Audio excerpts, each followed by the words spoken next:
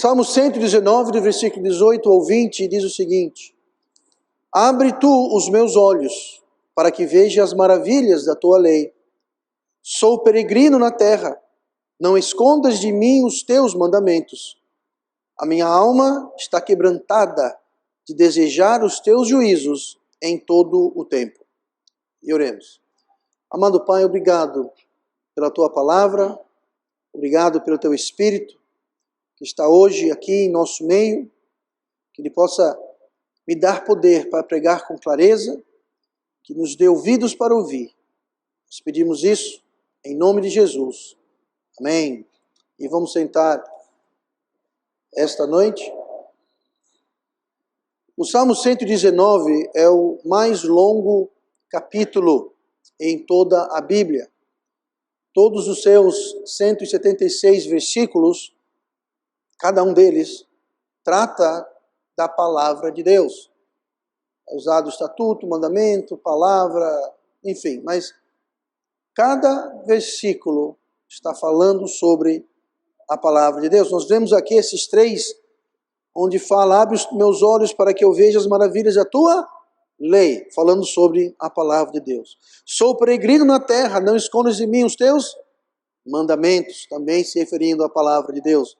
A minha alma está quebrantada de desejar os teus juízos, se referindo à palavra de Deus. E assim vai, todo o versículo, 176 deles, e cada um se refere à palavra de Deus. É bom lembrar, como diz o versículo 19, da nossa necessidade da palavra de Deus. Nós estamos aqui nessa vida, nessa terra de passagem. Sou peregrino na terra. Todo ser humano é peregrino na terra. O salvo é peregrino na terra. O perdido é peregrino na terra. Porque nós não vamos passar a eternidade na terra. Não nessa terra. O salvo é peregrino na terra e ele vai então para o céu. Mas Jesus vai voltar trazendo os salvos com ele, vai reinar nessa terra por 1000 anos, depois de 1000 anos haverá um novo céu, uma nova terra. Não vai ser essa terra, vai ser outra terra. E é nessa nova terra que nós vamos viver para sempre. Então mesmo até o salvo, ele não vai ser habitante nessa terra para sempre. Peregrinos. O perdido, é claro, passa um tempo aqui nessa terra, morre, vai para o inferno. E só vai sair desta terra, só vai voltar a essa terra para receber o julgamento final no tribunal, no grande trono branco, e vai ser lançado no fogo do inferno. Então ninguém tem o destino final nessa terra. Todos nós somos peregrinos e nós precisamos dos mandamentos da palavra de Deus. Nós precisamos.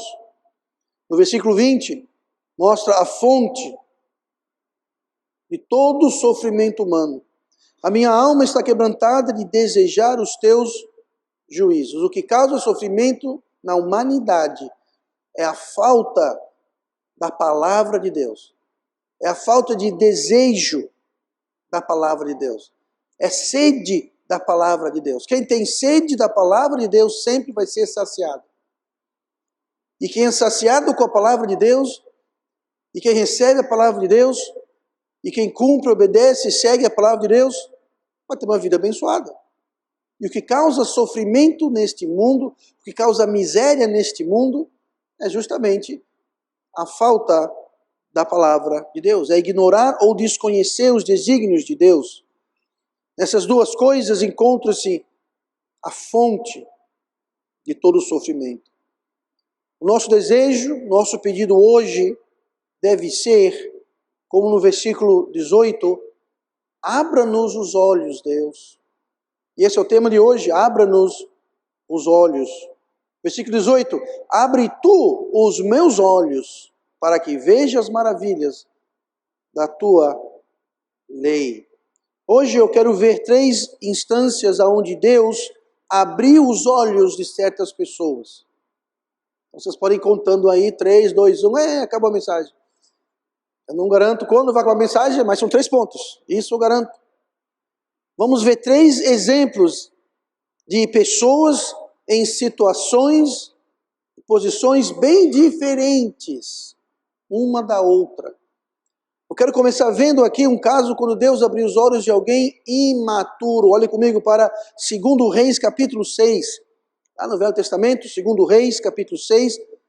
Nós vamos ler aqui trecho envolvendo Eliseu, ou no caso, o servo de Eliseu e o próprio Eliseu. 2 Reis 6,15 fala assim: E o servo do homem de Deus se levantou muito cedo e saiu. E eis que um exército tinha cercado a cidade, com cavalos e carros. Então o seu servo lhe disse: Ai, meu senhor, que faremos?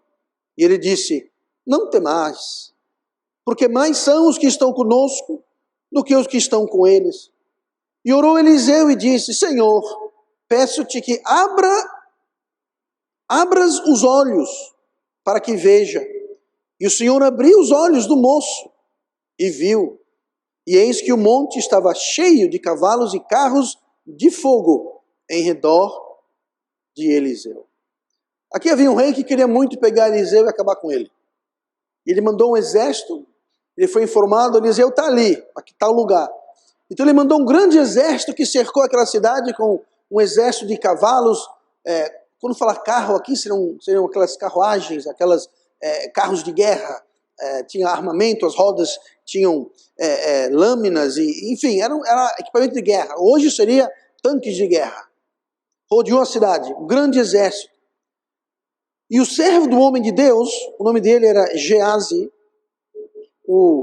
esse não era Geazi, o ex-servo de Eliseu era um homem chamado Geazi. E Geazi, ele foi despedido por causa de uma falta de ética. Lembra que Naamã veio para ele e tentou oferecer, pagar Eliseu pelo que ele fez. Eliseu falou: não quero, vá com Deus, vá-se embora.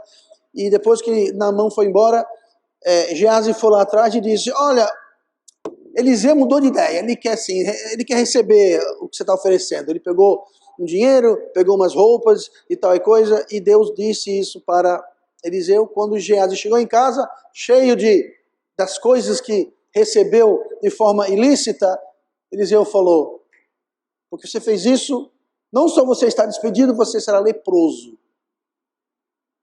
Não valeu a pena, o pecado nunca compensa, gente. Enfim, e daí, pastor, o que tem isso a ver com nada? Bom, Geazi havia servido com Eliseu durante muito tempo.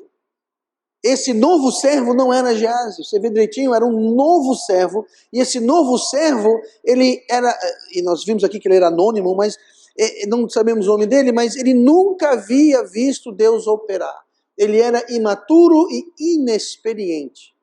Geazi não, Geazi tinha visto vários milagres. Geazi viu Naamã sendo curado de lepra. Geazi viu vários milagres que foram feitos pela mão de Deus através de Eliseu. Esse não. Esse novo servo era imaturo, inexperiente, não conhecia. Assim são muitos cristãos. São imaturos, são inexperientes. Maturidade cristã não se mede em anos, em tempo, mas sim no andar com Deus, no seguir Deus, obedecer Deus. Se você é crente há 30 anos, mas vive uma vida rebelde, desobediência, não consagrada, não dedicada, um coração frio, desinteressado pela obra, pela palavra, 50 anos, 100 anos, não interessa, é imaturo. É imaturo. Você foi salvo um mês atrás, você é dedicado e você segue, você busca, é sedento pela palavra de Deus, você pode ter mais maturidade do que alguém que foi salvo há décadas atrás. Maturidade não se mede em anos, ou dias, ou meses, ou tempo, mas em crescimento espiritual. O servo imaturo entrou em pânico quando ele vê a situação. Ele sabe que está fugindo, ele sabe que um rei está querendo acabar com ele, incluindo o servo que entrar na jogada de graça. Então, ele acorda de manhã, olha e vê, estão rodeados por um grande exército, ele entra em pânico. Porém, os seus olhos espirituais estavam fechados. Ele só enxergava com esses olhos, os olhos físicos. E assim como é com o mundo perdido, assim como é com crentes imaturos, Os olhos espirituais estão fechados. O mundo perdido é cego espiritualmente. O crente maturo, ele pode enxergar, mas ele não tem maturidade. É como o Isaac. O Isaac está lá atrás. Tem o quê? Quantos dias tem o Isaac, irmã? Quantos? 12 dias. Ele não enxerga muito bem. Por quê? Porque é um bebê. O crente maturo é um bebê espiritual que também não enxerga muito bem. O Isaac tem 12 meses, não enxerga bem, mas ele não é cego. Já o Noah está com quantos meses? 7, ele já enxerga. Eu sei que ele enxerga, porque quando ele me vê, ele sorri. E fica alegre. E quando ele olha para Micael, ele chora de desespero. Então, 2 bebês, um é mais maduro do que o outro. Assim é o cristão. Tem muitos cristãos que são cegos espiritualmente porque são imaturos demais. Nascer de novo não abre completamente os nossos olhos. Ser crente não quer dizer que você tem uma visão espiritual completa. É preciso que Deus abra os nossos olhos assim como abriu os olhos do servo de Eliseu. Perdidos e crentes imaturos não enxergam a mão de Deus, os planos de Deus, a saída de Deus. Aí no caso da tentação, Deus garante uma saída em toda e qualquer tentação. Deus garante uma saída que não leva ao pecado. 1 Coríntios 10, 13, o apóstolo Paulo escreve: não veio sobre vós tentação, senão humana. Mas fiel é Deus, que não vos deixará tentar acima do que podeis, antes, com a tentação, dará também o escape, para que possais suportar. O crente maturo, ele não enxerga o escape. E a cada tentação, ele cai. A cada tentação, ele cai. Por quê? Porque não está enxergando o escape. Deus abra os nossos olhos para que a gente possa enxergar o escape. Porque Deus promete, a cada tentação Ele manda junto o quê? O escape, a saída. Mas se somos imaturos, os nossos olhos, estão fechados. E sem enxergar o escape, nós não vamos suportar a tentação e nós vamos cair no pecado. O diabo, junto com seus aliados, principalmente o mundo, principalmente o nosso coração, a nossa carne. Mas o diabo e seus aliados, eles querem lhe cegar e lhe manter cego, justamente porque ele sabe dessa verdade. Quando estamos cegos espiritualmente, nós nunca vamos ter vitória sobre tentação nenhuma.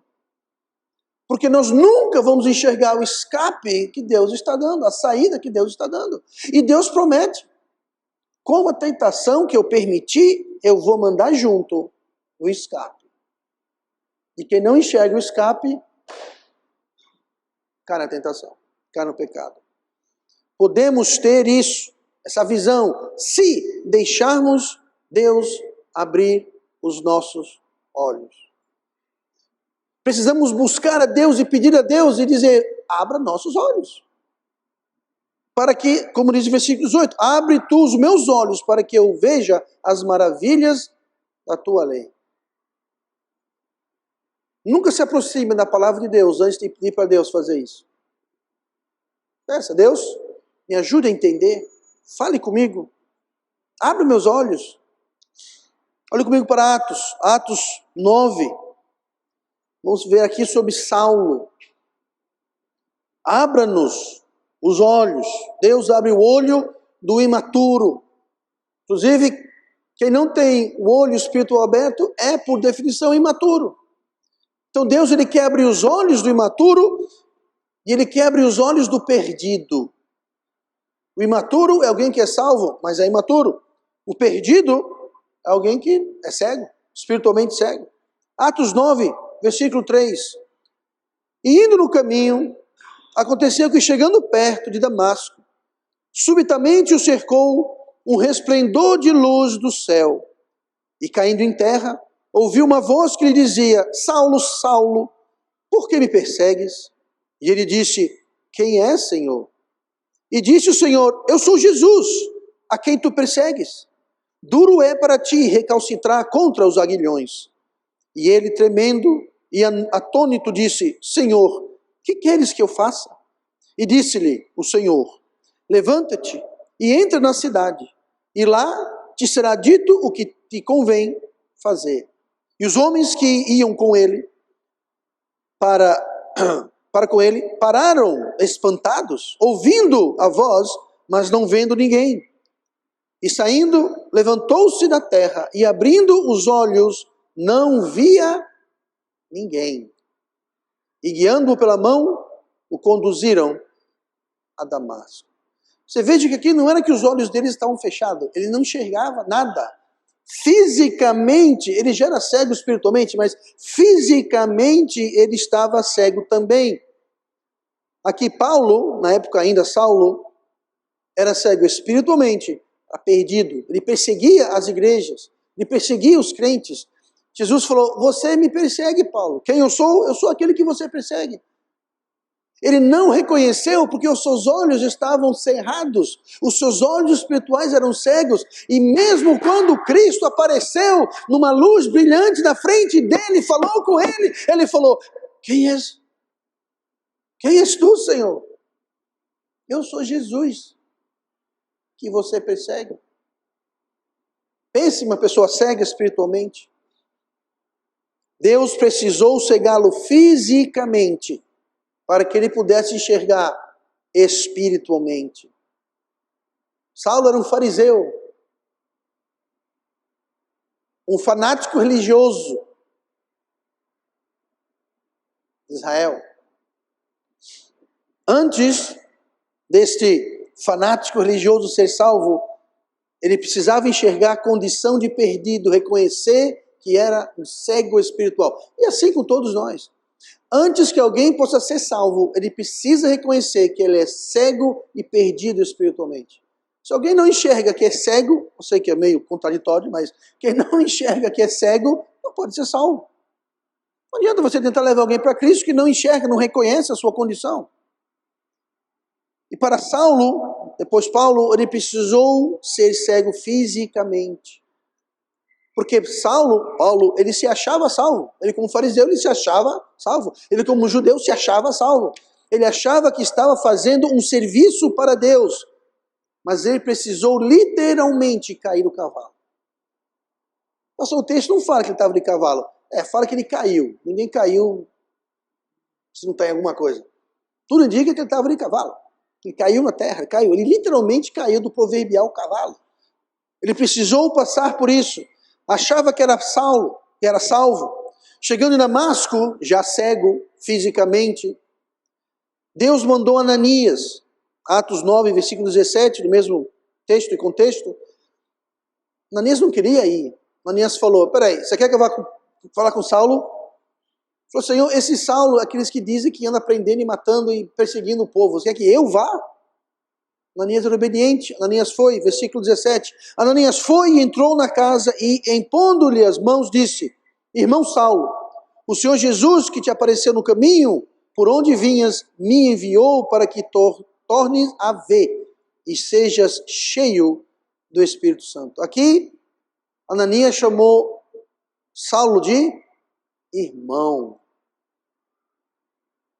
Tudo indica que quando Paulo caiu no cavalo e viu Jesus, mas não reconheceu, ele chamou ele de quê? Senhor. Um judeu só chama Senhor, só se refere de Senhor a Deus. Tudo indica que Saulo foi salvo quando caiu do cavalo na estrada a caminho de Damasco. Ele foi salvo naquela ocasião. Ananias foi usado por Deus para abrir os olhos físicos de Saulo. O versículo seguinte, Atos 9, 18. E logo lhe caíram dos olhos como que umas escamas, e imediatamente recuperou a vista, e levantando-se, foi batizado. Aqui Deus abriu os olhos físicos e espirituais de Saulo. Deus abre os olhos do perdido, Deus abre os olhos do imaturo. E precisamos de Deus para iniciar a vida cristã e precisamos de Deus para crescer na vida cristã. não se cresce na vida cristã sem ter a visão espiritual aberta. Olha comigo para Lucas 24. Abra-nos os olhos, Deus abre os olhos do perdido, Deus abre os olhos do crente imaturo, Deus abre os olhos dos discípulos. Ou seja, crentes maturos, crentes experientes, crentes desenvolvidos, crentes fiéis. Não é qualquer crente, não. Isso aqui não é um crente imaturo, não é um novo crente, não é um crente inexperiente. Crentes, discípulos. Deus também precisa abrir os nossos olhos. Ah, pastor, mas eu tenho os olhos abertos. Amém, glória a Deus. Minha visão espiritual é boa. Amém, glória a Deus. Mas sempre podemos ter os olhos espirituais abertos mais. Mais. Sempre há espaço para crescer, sempre há espaço para desenvolver, sempre há espaço para progredir na vida cristã. Ninguém nunca vai chegar e falar, pronto, cheguei. Eu cheguei no ápice, eu cheguei no topo. Ninguém chega no topo. Sempre podemos crescer e desenvolver mais. Mas olhem comigo para Atos 24 e olhem comigo no versículo 13, que diz assim, eu vou ler do 13 ao 16, diz assim. E eis que no mesmo dia iam 2 deles para uma aldeia que distava de Jerusalém 60 estádios, cujo nome era Emaús, e iam falando entre si de tudo aquilo que havia sucedido. E aconteceu que indo eles falando entre si e fazendo perguntas um ao outro, o mesmo Jesus se aproximou e ia com eles. Mas os olhos deles estavam como que fechados, para que o não conhecessem. Aqui eram 2 discípulos. O versículo 13 fala, e no mesmo dia iam 2 deles. Deles quem? 2 deles. Bom, para entender isso, a gente tem que voltar um pouquinho no contexto. Olhe no versículo 9 de Lucas 24, nós lemos o versículo 13 ao 16, mas no versículo 9 fala assim, e voltando do sepulcro, anunciaram todas essas coisas aos 11 e a todos os demais. Isso aqui foram as mulheres que foram ao sepulcro, perceberam, constataram que Jesus havia ressuscitado, voltaram correndo e disseram aos 11, que eram os 11? Os apóstolos. E aos demais, as pessoas que estavam com os apóstolos. Então ali era a igreja estava reunida, tinha os apóstolos, os discípulos estavam lá reunidos, maduros, experientes, e salvos com certeza, mas estavam cegos. Jesus apareceu, eles não reconheceram, estavam cegos quanto à presença de Cristo. Diferente do servo de Eliseu, nós sabemos mais ou menos quem eram estes. Um deles se chamava Cleopas. No versículo 18 de Lucas 24, mesmo texto e contexto. E respondendo um, cujo nome era Cleopas, disse-lhe, és tu só peregrino em Jerusalém e não sabe as coisas que nela têm sucedido nesses dias? Que Jesus chegou e falou, estão falando de quê mesmo? O que é isso que estão falando? Eles não reconheciam que era Jesus. E Cleopas falou, também você está em Jerusalém e você não ouviu falar? Falar de quê? Crucificaram Cristo. Ele ressuscitou depois de 3 dias e apareceu e tá amanhã o bochicho, amanhã você não viu. Você esteve onde? Morando embaixo de uma pedra? Estava trancado dentro de um guarda-roupa? Só você que não ouviu o que se sucedeu na cidade. E quem respondeu isso foi Cleopas, um deles. Então, nós sabemos que era um discípulo chamado Cleopas. O outro, segundo os estudiosos, não temos uma prova textual, mas segundo um consenso dos estudiosos, dos eruditos, do qual eu não sou um, acredita-se que o outro era nada mais, nada menos do que Lucas. Lucas, que escreveu o livro de Lucas. Ele não era apóstolo, mas ele estava lá. Então, eram crentes maduros, eram crentes experientes, eram salvos, mas confusos, tristes, decepcionados com a morte de Cristo. Eles não conseguiam enxergar o que estava passando debaixo do nariz deles. Não reconheceram que ali era Jesus, mas também, lembre-se, eles estavam confusos. Como assim Jesus morreu? Como ele morreu? O Filho de Deus, ele ia trazer o reino, Ele ressuscitou os outros. Como ele morreu? Estavam decepcionados, tristes, confusos. E mesmo crentes, salvos, nascidos de novo, maduros, experientes, mesmo essas pessoas, quando estão abaladas, fragilizadas, confusas, decepcionadas, precisam ter os olhos abertos para entender o que Deus está fazendo. Quem aqui acredita que Deus reina? Então entenda, quando acontece alguma coisa em nossa vida, no nosso mundo, Deus ainda está no trono. Deus ainda está em controle. Mas quando nós não entendemos, porque nós não enxergamos, nós ficamos tristes e decepcionados e confusos e temerosos, como esses discípulos. E a nossa visão espiritual, ela fecha. E nós começamos a procurar soluções próprias, caminhos próprios, saídas próprias, e aí que a coisa complica. O que precisamos? Abra-nos os olhos, Deus. Quando você está confuso, triste, decepcionado, temeroso, sem entender o que está acontecendo, olhe para os céus e peça a Deus, abra-nos os olhos. Porque Ele está no controle, Ele sabe o que está fazendo. Nós precisamos que Deus abra os nossos olhos.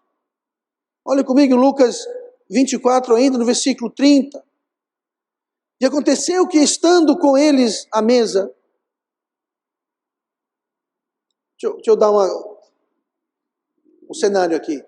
Eles estavam indo para Emaús, chegaram perto, insistiram para ficar com eles. E ele falou, não, fez aquele charminho. Não, ficou com eles. Entrou junto na casa com os outros discípulos e foram à mesa. Foram ter comunhão, foram quebrar pão, foram juntar. E quando se juntaram, versículo 30, e aconteceu que, estando com eles à mesa, tomando o pão, o abençoou e partiu e lhe deu. Olha o versículo seguinte. Abriram-se-lhes então os olhos. Naquele momento de comunhão, aquele momento de quebrar o pão, aquele momento ao redor da mesa, abriram-se-lhes os olhos e o conheceram, e ele desapareceu-lhes. E disseram um para o outro, porventura não ardia em nós o nosso coração, quando pelo caminho nos falava e quando nos abria as Escrituras? O Espírito Santo arde no seu coração quando Deus fala ao seu espírito. O seu espírito arde quando Deus abre as Escrituras, talvez quando você lê, talvez quando você ouve, talvez quando você medita. O seu coração arde como o deles. Porque isso é quando nossos olhos são abertos. Ele falou aqui, não ardia em nós o nosso coração, quando pelo caminho nos falava e quando nos abria as Escrituras. O que quer dizer isso? Jesus pegou uma Bíblia e abriu as Escrituras? Não, abriu o entendimento, abriu a visão espiritual. Eles conseguiram enxergar espiritualmente o que as Escrituras falavam. E quando isso acontece, o seu coração arde, o Espírito Santo lhe toca. Gente, quando eu estudo e preparo mensagens, eu peço a Deus que eu possa transmitir este ardor dessa verdade que o Senhor me mostrou. Eu vou a Deus e eu busco dele verdades e doutrinas, e eu quero replicar, eu quero repassar este ardor. Mas para isso, os olhos espirituais precisam estar abertos. Se o crente vem para a igreja, mas está com os olhos dele no jogo, no filme, na novela, no amanhã, na preocupação, nas contas. Se os seus olhos não estão abertos para a Cristo que está presente aqui, em realidade, falando e querendo abrir o seu coração às Escrituras, não vai arder nunca. Abra-nos os olhos, Deus, Porque sem que Deus abra os nossos olhos, nosso coração nunca vai arder. Sem que Deus abra os nossos olhos, nós nunca vamos entender. Sem que Deus abra os nossos olhos, nós não vamos caminhar nos seus caminhos. Muito pelo contrário. Nós vamos começar a traçar os nossos rumos. Fazer as coisas do nosso jeito. Por quê? Porque eu não estou enxergando, pastor. Eu não estou entendendo, compreendendo, enxergando, não estou vendo. Nem o escape que Deus está dando, nem o caminho que Deus está direcionando, nem aonde Deus quer que eu vá. Eu não estou enxergando. Abra-nos os nossos olhos. É a razão porque tantos crentes se desviam, se esfriam, se afastam de Deus, é porque os seus olhos estão, fechados, cerrados. E quem vai abrir não é o pastor, quem vai abrir é Deus. Abra-nos os olhos, para que eu veja as maravilhas da tua lei. Foi o que os discípulos disseram. O seu coração não ardia quando ele abria as escrituras. Abria os nossos olhos às escrituras. Abra-nos os olhos. Por isso que é preciso sempre estar presente. Presente na pregação. Presente na leitura da palavra de Deus. Presente e deixar Deus falar ao seu coração. Senão os olhos continuam fechados. Deus quer abrir os nossos olhos. É o que Ele mais deseja, é abrir os nossos olhos. O que o diabo e seus aliados mais querem é fechar os nossos olhos. É passar super bonde aqui, pronto, para ele está ótimo. Porque quando não entendemos as Escrituras, quando não enxergamos o que Deus está fazendo e não compreendemos o que ocorre em nosso mundo, em nossa vida, nós estamos caminhando para a queda. Cegos, caminhando para a queda. Deus que abriu os olhos do imaturo, do perdido e do crente experiente, crente maduro. Estes discípulos eram discípulos maduros. Acredite-se que era o próprio médico Lucas. Busque, peça sempre para que Deus abra os nossos olhos.